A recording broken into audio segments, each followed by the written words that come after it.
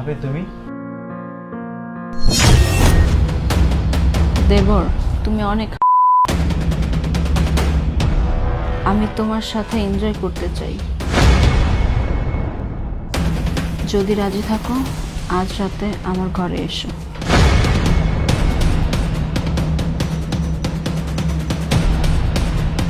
তোমাকে প্রেমের জুস খাওয়াবো।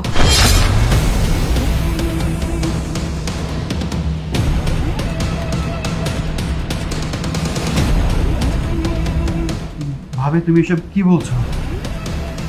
যা বলছি বলছি, এত কিছু ভাবতে হবে না। ভাবি তুমি এসব কি করছো? আদর করছি।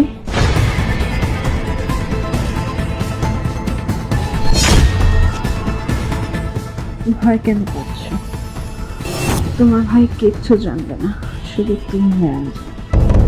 ভাবি ভাইয়া জানতে পারলে খুব বড় ক্ষতি হয়ে যাবে ভাবি।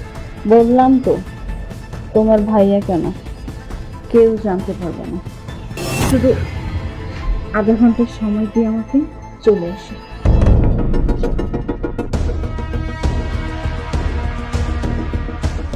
কথা দাও, এটা যেন ভাইয়া কখনো জানতে না পারে। কোনোদিনও জানবে না। আসো। চলো।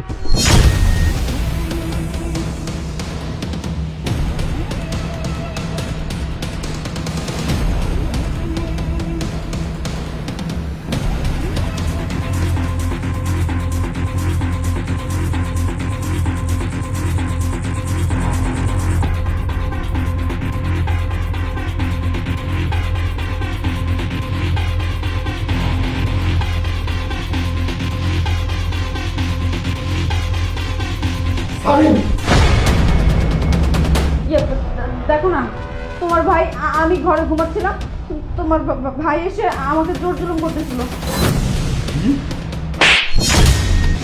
তোর এত বড় সাহস! আমি বাসায় না থাকাতে আমার বউয়ের সাথে তুই এসব করছিস? ছি!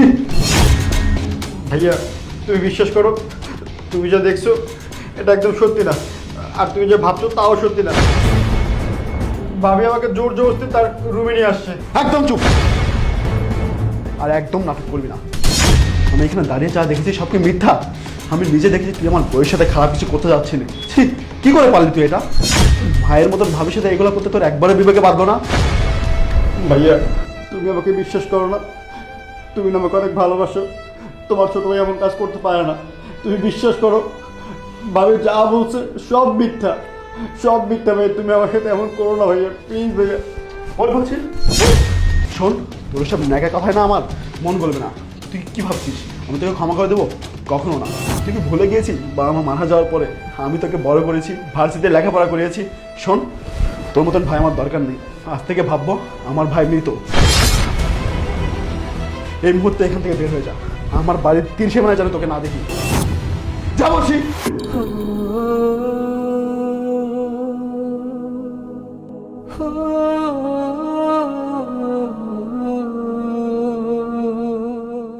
শোনো, তুমি যদি সময় মতো না আসতে তাহলে আমার একটা সর্বনাশ হয়ে যেত। এবার প্লিজ তুমি আমাকে মাফ করে দিও, আমি তোমাকে দেখে রাখতে পারি নাই। আমি ভেবেছিলাম আমার ভাইকে বাসা রেখে গেলে ও হয়তো তোমার টেক কেয়ার করবে, কিন্তু আমি ভুলে গিয়েছিলাম যে ওই তোমার দিকে কোন নজর দিবে। প্লিজ আমাকে তুমি ক্ষমা করে দিও।